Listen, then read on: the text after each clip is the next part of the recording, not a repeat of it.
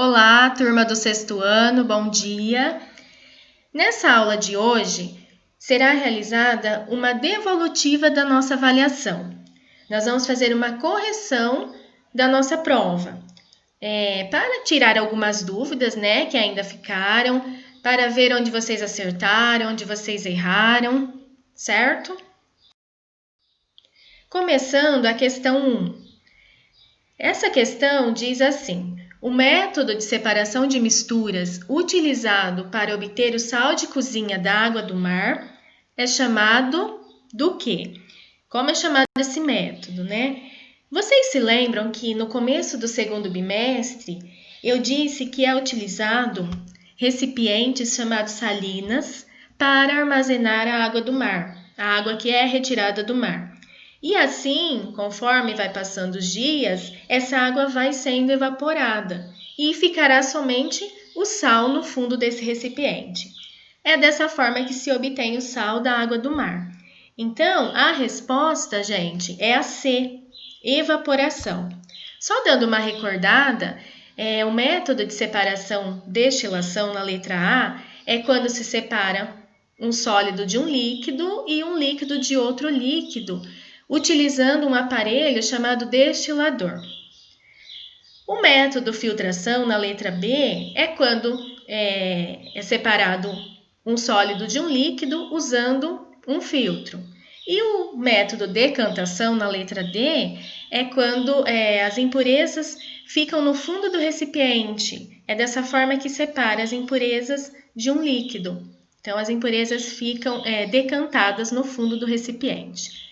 Mas a resposta é a letra C, Na 2, em relação ao tratamento de água, a etapa em que é adicionada uma substância para eliminar micro-organismos da água é chamada. Então, recordando, qual substância que é colocada na água para eliminar micro-organismos? A substância é o cloro. Então, a resposta certa é a letra A, cloração. Só dando uma recordada nas outras alternativas, a captação, na letra B. A captação é quando a água dos mananciais é bombeada para tanques nas estações de tratamento de água para ser tratada.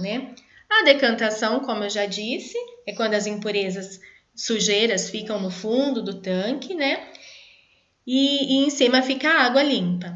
E a filtração, como eu já disse também, que separa um sólido de um líquido utilizando um filtro. Mas a alternativa certa aqui é a cloração, porque é utilizado o cloro para eliminar micro-organismos da água.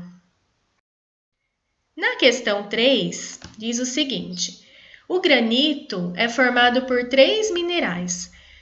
Todo material formado pela união de minerais é chamado do quê? Então, a resposta certa, a alternativa correta, é a letra B, rochas. As rochas é que são formadas pelos minerais, pelo agrupamento de minerais. Só dando uma recordada, a letra A, sedimentos, são partes, pedaços de rocha, Fósseis, na letra C, não tem nada a ver com a questão. E matéria orgânica são restos de vegetais, de seres vivos, Então, a resposta correta é a letra B, rochas. Questão 4. As rochas que são formadas pelo resfriamento de um material que sai do vulcão são chamadas de rochas. Nós sabemos que as rochas são classificadas em 3 tipos, Existem 3 tipos de rochas: as magmáticas, as metamórficas e as sedimentares. Pensando que o material que sai do vulcão é o magma, que a gente sabe que chama magma, então é a alternativa B. Essas rochas que são formadas pelo resfriamento de um material que sai do vulcão são as rochas magmáticas. Só relembrando, as rochas sedimentares são aquelas formadas pelo acúmulo de sedimentos de outras rochas. As metamórficas são rochas formadas pela transformação de outras rochas.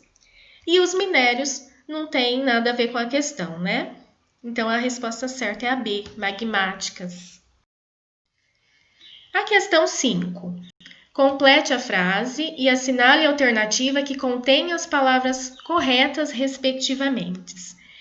Então, tem que ver quais são as palavras que se encaixam melhor aí. Então, ficaria assim, ó.